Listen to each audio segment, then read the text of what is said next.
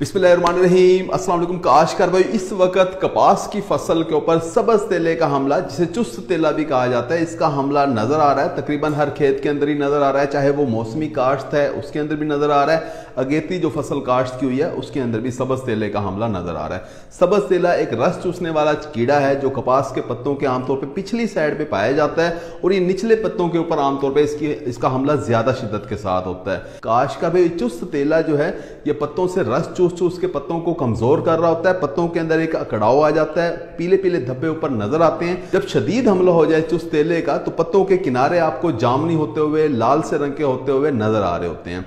ऐसी सूरत हाल आपके खेत के अंदर आनी नहीं चाहिए, यानी आपको जल्दी चुस्त तेले का स्प्रे पहले ही कर देना चाहिए। अगर आप चुस्त तेले का सही वक्त के ऊपर स्प्रे नहीं करते तो पौधे की बढ़ोतरी रुक जाती है, पौधा आपको रुका हुआ नजर आता है, अगड़ाव पत्तों के अंदर होता है, पत्ते प्याला नुमा हो जाते हैं, की बढ़ोतरी बुरी तरह मुतासर हो रही होती है। जब पौधे की बढ़ोतरी रुकती है तो फुल गुड्डी गिराना शुरू कर देता है। काश्तकार अगर तो आप इस कीड़े के लिए बर वक्त स्प्रे कर देते हैं तो फिर तो पौधा अपनी बढ़ोतरी जारी रखता है, लेकिन अगर आप बर वक्त स्प्रे नहीं करते, यानी एक हफ्ता लेट स्प्रे करते हैं, तो पौधे की बढ़ोतरी रुक जाती है और पौधे को फिर दोबारा से चलाने के लिए आपको बहुत ज्यादा मेहनत करनी पड़ती है। यानी यूरिया खाद का भी इस्तेमाल करना पड़ेगा, आपको जिंक, बोरान, मैग्नीशियम के स्प्रे भी करने पड़ेंगे, और जो फुल गुड्डी का केरा हो जाता है वो नुकसान अलग से। लिहाजा बर वक्त स्प्रे करना चाहिए। अब बर वक्त की अगर बात की जाए तो जिस वक्त आपके कपास के पत्तों के पीछे एक फीट पत्ता चुस्त तेला नजर आए तो आपको स्प्रे कर देना चाहिए।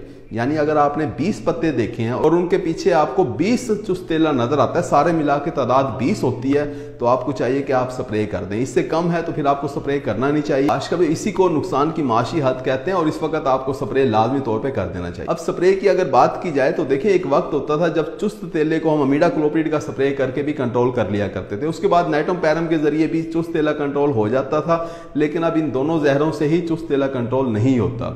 अब आपको चाहिए कि आप डाइनोटिफ्यूरान जहर का इस्तेमाल करें। 120 ग्राम फी एकड़ के हिसाब से अगर आप स्प्रे करवाते हैं तो चुस्त तेले को अपने खेतों के अंदर कंट्रोल कर लेते हैं। इसके अलावा फ्लूनिका मिड जहर 60 ग्राम फी एकड़ के हिसाब से अगर आप इस्तेमाल करते हैं तो वो भी चुस्त तेले को बहुत अच्छे तरीके से कंट्रोल कर रहा होता है, लेकिन वो महंगा पड़ता है आपको। उम्मीद है कि वीडियो आपको समझ आ गई होगी। अपना ख्याल रखिएगा। अल्लाह हाफिज।